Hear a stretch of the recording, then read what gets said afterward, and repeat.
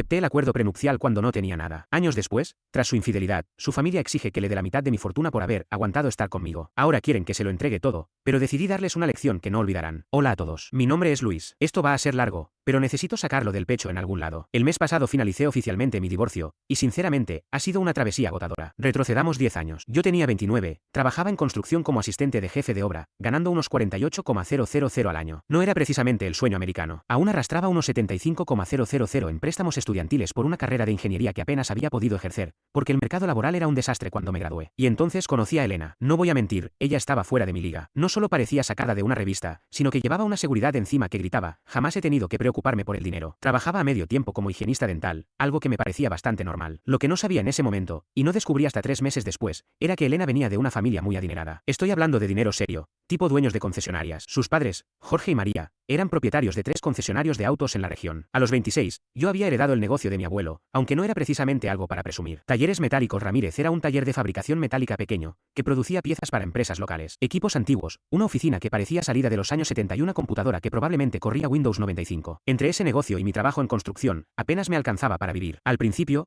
Elena no tenía problema con eso. Venía de vez en cuando al taller, saludaba a los veteranos y hablaba con ellos. Salimos durante 2 años antes de que el tema del matrimonio se volviera serio. Y ahí fue cuando empezaron las complicaciones con la familia Johnson. Una vez, Jorge me llamó a su oficina. Estaba solo conmigo, y desde la ventana se veía todo el lote del concesionario principal. Luis, me caes bien. Haces feliz a mi hija, pero necesito ser sincero contigo. Elena está acostumbrada a un estilo de vida. Construí este negocio para que mi familia no tuviera que vivir con las mismas preocupaciones económicas que yo viví. Lo entendí. Elena creció en una mansión, fue a escuelas privadas, tenía tarjeta de crédito desde los 16. Yo, por otro lado, compartía gastos de supermercado con mis compañeros de piso y comía cereales de marca genérica porque los otros eran demasiado caros. Jorge continuó: he visto lo que pasa cuando hay un desequilibrio económico tan grande en un matrimonio. Puede arruinarlo todo. Poco después, Elena me presentó unos documentos legales que había preparado el abogado de su familia. Según ella, era una forma de unirnos también en los negocios. Esos papeles le darían el 50% de cualquier empresa que yo tuviera. Amor, si vamos a ser socios en la vida, también deberíamos serlo en lo económico, ¿no? Además, si ese taller es tan poco rentable como siempre decís, esto no cambia nada. Leí los documentos en mi apartamento. Elena incluso había contratado a su propio abogado para revisarlos. Y como el taller parecía valer poco, tal vez 100,000 si se vendía todo, pensé que no perdía nada. Además, la boda ya estaba en marcha y su familia estaba pagando casi todo. Me quedaba claro que si no firmaba, iba a generar tensión con todos. Así que firmé. Ahora sé que fue el error más grande de mi vida. Durante los primeros años de casados, todo iba relativamente bien. El taller era problemático, como ya me imaginaba. Los pedidos eran extraños, piezas sumamente específicas, precios bajos y clientes que regresaban una y otra vez con las mismas solicitudes. Todo era muy raro. Al tercer año, empecé a recibir llamadas de empresas preguntando por renovaciones de licencias, mencionando cifras enormes. Boeing, Lockheed Martin. Incluso me llamaban contratistas de defensa que ni conocía. Todos hablaban de Soluciones Técnicas Ramírez, nombre que no me sonaba. Consulté con los veteranos del taller y me dijeron que mi abuelo, Ernesto, se encargaba personalmente de todo el aspecto comercial y nunca contaba nada. Era un tipo listo, pero reservado, me dijeron. Al mismo tiempo, Elena comenzaba a impacientarse con nuestra situación financiera. Todos sus amigos compraban casas, tenían hijos, se iban de vacaciones. Nosotros seguíamos alquilando y manejando autos viejos. Luis, tal vez sea momento de vender el taller. Mi papá conoce gente interesada en ese tipo de propiedades, pero no podía hacerlo. Los empleados llevaban allí toda su vida. Sentía que vender el taller era traicionarlos. Además, esas llamadas extrañas me inquietaban demasiado. Decidí tomarme una semana libre y revisé a fondo la oficina de Ernesto. Encontré una caja llena de documentos legales, solicitudes de patentes, acuerdos de licencias con grandes empresas, estados financieros que mostraban ingresos de cientos de miles de dólares. Fue entonces cuando comprendí, Ernesto no era simplemente un trabajador del metal. Durante años pensé que el taller que me había dejado Ernesto era solo eso, un modesto negocio de fabricación metálica. Lo dirigía con dedicación, creyendo que con esfuerzo podría hacerlo rentable. Pero lo que no sabía era que ese lugar era apenas una fachada para algo muchísimo más grande.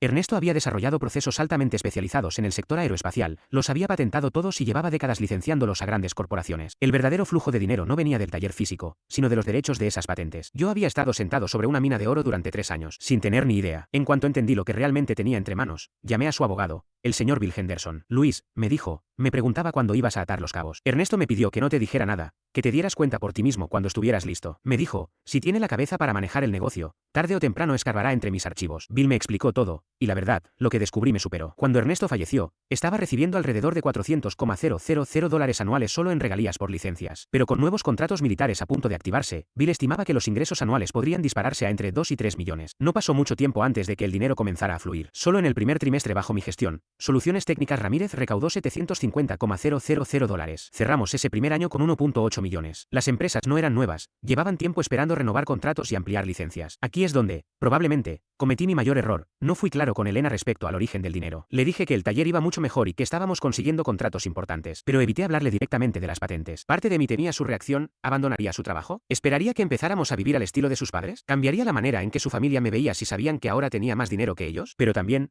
para ser honesto, me gustaba tener ese éxito como algo mío. Por primera vez desde que nos casamos, tenía algo que la familia de Elena no podía criticar. Jorge comenzó a pedirme consejos de negocios. María solía soltar comentarios como, ¿has transformado ese pequeño taller, eh? Y no lo voy a negar, se sentía bien tener, por fin, su respeto. Elena estaba feliz con la mejora económica, pero se notaba que sospechaba algo. Veía los extractos bancarios, notaba que estábamos gastando más de lo que podríamos justificar entre mi antiguo sueldo en la construcción y sus ingresos de higienista dental a medio tiempo. Comenzó a hacer comentarios. Luis, no soy tonta. Ese taller no genera lo que estamos gastando. ¿Estás seguro de que todo es legal? No quiero que terminemos con problemas con Hacienda o algo peor. Debí haberle contado la verdad en ese momento, pero yo mismo seguía aprendiendo sobre licencias y propiedad intelectual. Bill Henderson era excelente, sí, pero ya estaba mayor, y yo necesitaba comprender cada detalle del negocio para manejarlo de forma independiente. Además, me preocupaba cómo reaccionaría Elena. Aunque había crecido rodeada de dinero, esto era otro nivel, riqueza para generaciones. El verdadero despegue llegó en el sexto año. Ya era, oficialmente, millonario, pero seguía yendo a las obras, fingiendo interés en permisos de construcción y entregas de concreto. Elena, sin embargo, ya no se tragaba mis excusas. Veía los cheques, notaba las llamadas a abogados y expertos en propiedad intelectual, las reuniones a horas extrañas, y empezó a comportarse de otra manera, salía más, pasaba menos tiempo en casa, era menos abierta con sus planes, pero llegaba con bolsas de tiendas lujosas, hablando de restaurantes caros a los que sus amigas de la clínica dental claramente no podían pagar. Había algo que no encajaba. Su actitud respecto al dinero también cambió, de ser cuidadosa con cada gasto, pasó a vivir como si no hubiera límites. Ropa nueva cada semana, tratamientos de belleza costosos, y planes para redecorar la casa que acabábamos de comprar. Luis, por fin estamos bien económicamente. ¿Por qué no puedo disfrutarlo? Llevas años diciéndome que el negocio apenas sobrevive, y ahora que hay dinero, ¿quieres que sigamos viviendo como si estuviéramos en quiebra? No le faltaba razón, pero me inquietaba su forma de ver el dinero. Siempre había sido consciente, incluso cuando sus padres la ayudaban. Ahora gastaba como alguien que nunca tuvo que preguntarse de dónde salía el dinero. Y en retrospectiva, creo que fue entonces cuando empezó a resentirme por mantenerla al margen del negocio. Ella sabía que los ingresos eran grandes, pero no tenía participación en cómo se tomaban las decisiones. En lugar de enfrentar eso directamente, buscó otras formas de sentirse importante. Fue cuando empezó a asistir a seminarios financieros e invertir en supuestos grupos exclusivos con sus nuevas amigas, gente que yo nunca había visto, y eventos a los que jamás me invitaba. Abandonó su trabajo en la clínica dental y empezó a vivir como ama de casa. Al principio parecía feliz, sin madrugones, sin pacientes molestos. Su rutina era gimnasio por la mañana, almuerzos con amigas, tardes de compras y cenas sofisticadas. Por un momento, creí que al fin vivíamos la vida que siempre había deseado. Y entonces apareció Dean. Según ella, lo conoció en la boda de una prima. Dean trabajaba en una firma de inversiones del centro, conducía un BMW y siempre iba vestido con trajes carísimos. Después de ese día, Elena no dejaba de hablar de él, de sus consejos financieros, de sus ideas para invertir en bienes raíces comerciales, de cómo deberíamos crear una sociedad para optimizar impuestos. A mí me molestaba mucho. ¿Quién era ese tipo y por qué hablaba de mis finanzas con mi esposa?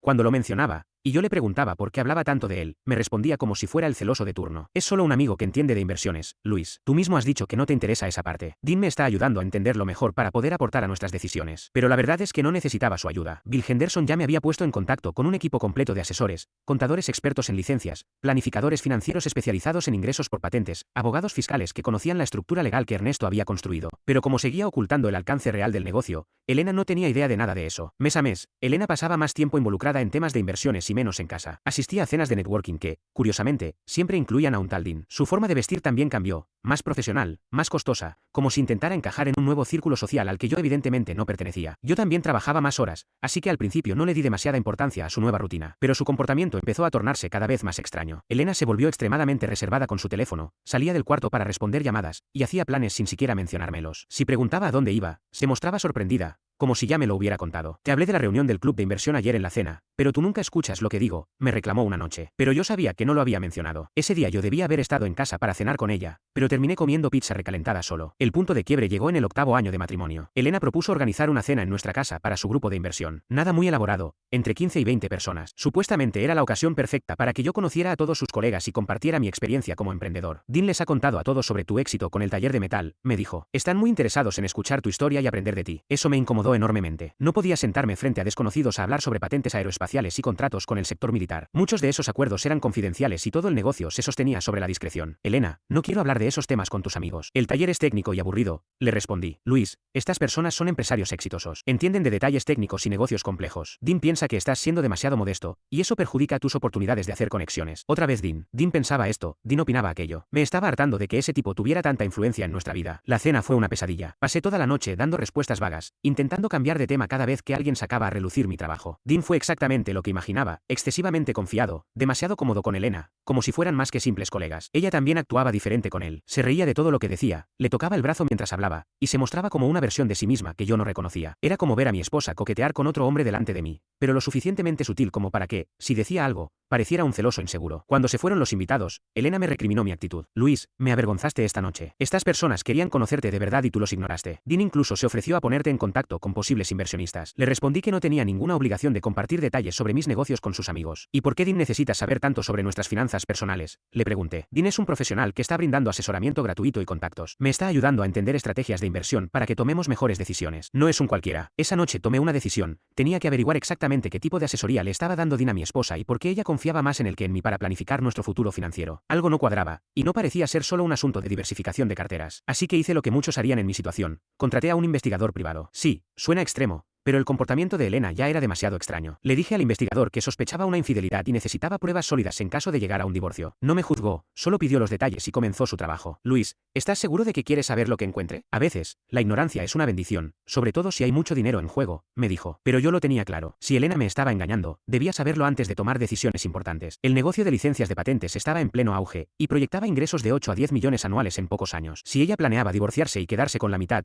tenía que protegerme. El investigador tardó 2 semanas en traer resultados, y fueron peores de lo que imaginaba. Fotografías, grabaciones, estados financieros, el paquete completo. Elena y Dean llevaban casi 8 meses en una relación. Habitaciones de hotel durante supuestos seminarios, escapadas de fin de semana disfrazadas de retiros financieros, cenas románticas mientras yo pensaba que estaba en el club de lectura. Pero lo más indignante fue escuchar a Elena hablar sobre lo mucho que valía mi empresa de fabricación, exagerando cifras y describiéndome como un genio discreto que no sabía valorar su propio éxito.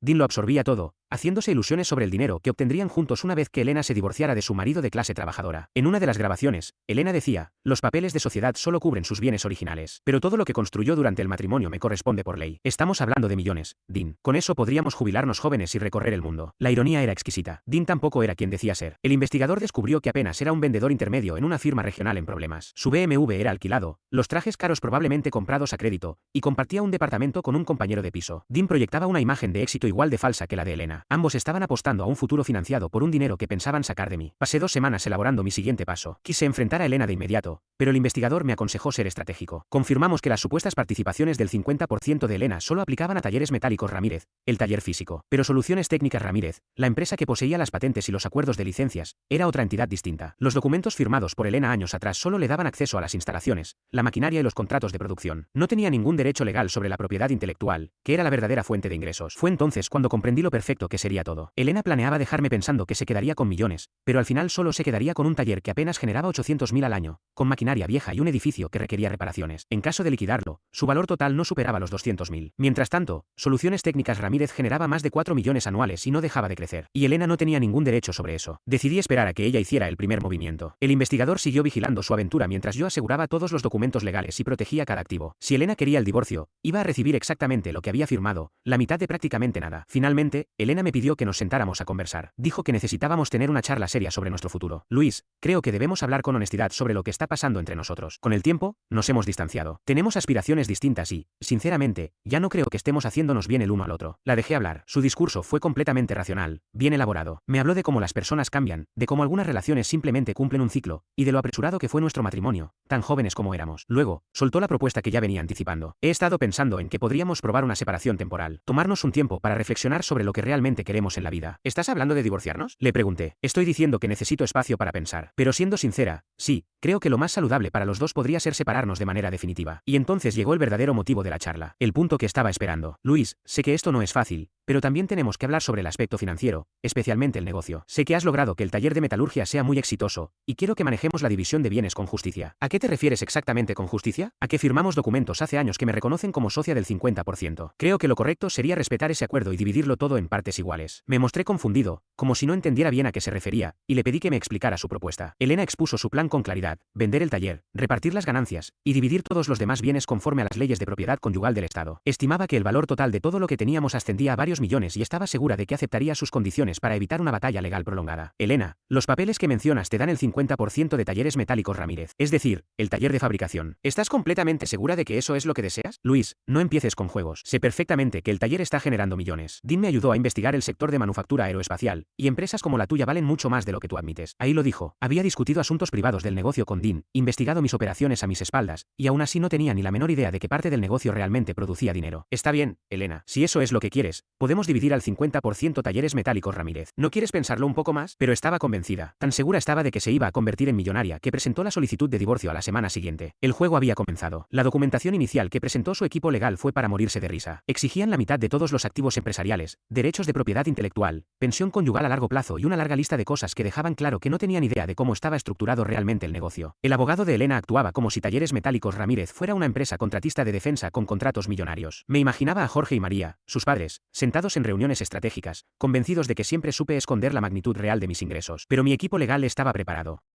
Teníamos documentación desde la década del 70, registros de patentes, constituciones de empresas, acuerdos de licenciamiento, todo perfectamente en regla. Nuestro caso era inquebrantable. El proceso de descubrimiento fue una obra maestra. El equipo de Elena seguía pidiendo estados financieros de una supuesta corporación aeroespacial y se confundían cada vez más cuando les entregábamos los libros de Talleres Metálicos Ramírez, una empresa con 12 empleados que facturaba unos $800.000 al año. Me llegó por terceros que Jorge estaba perdiendo la paciencia, sin entender por qué se estaban demorando tanto en obtener la parte que le correspondía a su hija de mis millones. ¿Dónde están los contratos con el gobierno? Insistía su abogado en las declaraciones.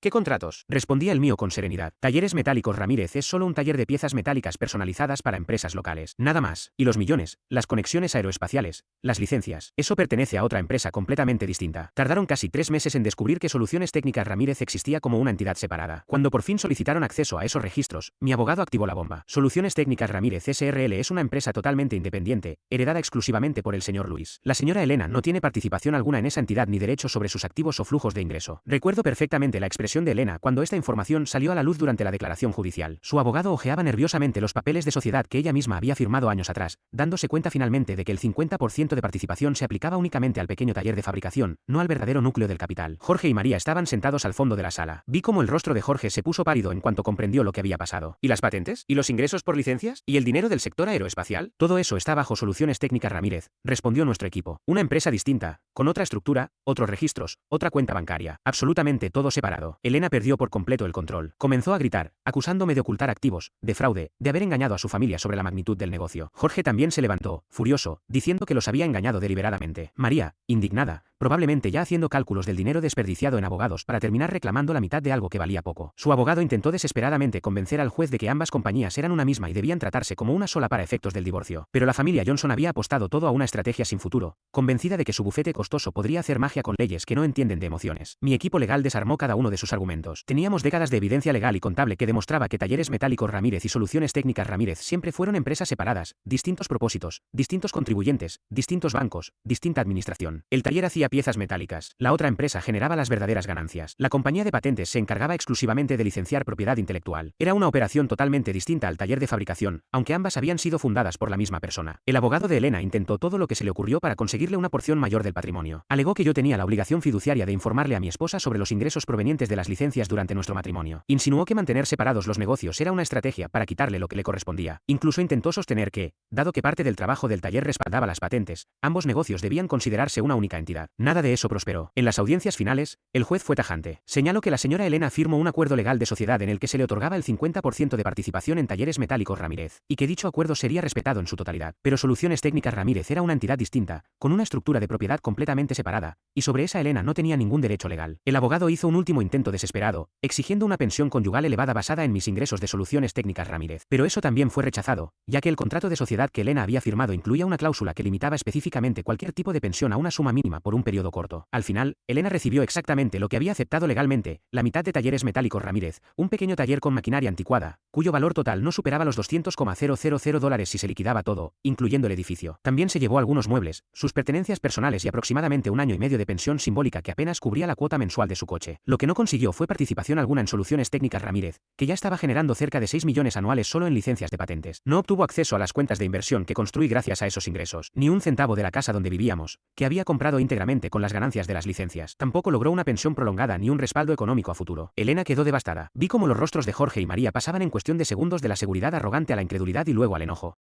Estaban convencidos de que su hija iba a salir de ahí con una fortuna. En cambio, se retiraba con la mitad de un negocio obsoleto y un inmueble necesitado de mantenimiento. Jorge se levantó alterado y empezó a discutir con el juez, insistiendo en que debía haber algún error. Señoría, esto no puede ser correcto. Ese negocio genera millones, dijo. El juez tuvo que advertirle que lo acusaría de desacato si no se sentaba y guardaba silencio. María parecía a punto de desmayarse. Murmuraba furiosa al abogado de su hija, probablemente preguntándole cómo habían pasado por alto un detalle tan básico sobre la estructura legal de las empresas. Se le notaba haciendo cálculos mentales, todos los gastos en abogados, el tiempo invertido, las esperanzas depositadas, todo para nada. Había dejado su trabajo como higienista dental años atrás y no tenía una carrera en la que apoyarse. Dean, por su parte, desapareció tan rápido como una sombra cuando supo que Elena no iba a recibir ningún botín. Resultó que él solo estaba interesado en el dinero que creía que ella iba a obtener, del mismo modo en que ella había estado interesada en el mío. El golpe final vino cuando Elena intentó vender su 50% del taller para obtener algo de dinero. Nadie quiso comprar la mitad de un negocio pequeño con maquinaria vieja y pocos empleados. Se quedó atrapada con un activo que no podía convertir en efectivo ni operar por sí sola. Terminó regresando a su antigua habitación en casa de sus padres. Jorge y María seguían a su lado, pero era evidente que estaban molestos por la cantidad de dinero que habían desperdiciado en un juicio que no les dejó nada. Toda la familia había estado convencida de que iban a derrotarme legalmente y asegurarle a Elena una vida cómoda. En vez de eso, gastaron cerca de $200,000 en abogados para que su hija terminara con la mitad de unas máquinas oxidadas. Jorge me llamó semanas después de que todo quedara resuelto. Se notaba avergonzado, aunque no llegó a pedir disculpas directamente. Más bien parecía desilusionado por haber malinterpretado todo tan gravemente. Luis, te soy sincero, pensamos que estabas ocultando dinero para perjudicar a Elena. Resulta que simplemente no entendimos cómo tu abuelo había organizado las cosas, dijo. María, en cambio,